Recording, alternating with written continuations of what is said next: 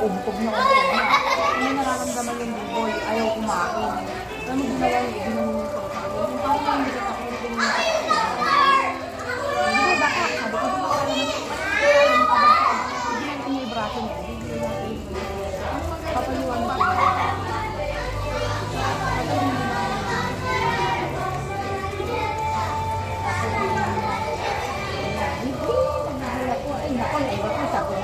Tamaan.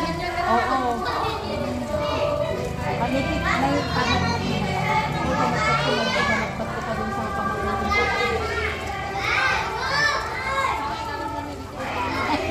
Ayan o. Rinig na yung pagkamunalaman. Wala naman na anong dasal mo eh. Ano may pag ganyan yung bata. Mamimilit ka, gagawin mo yung kapatid. May sakit na nga.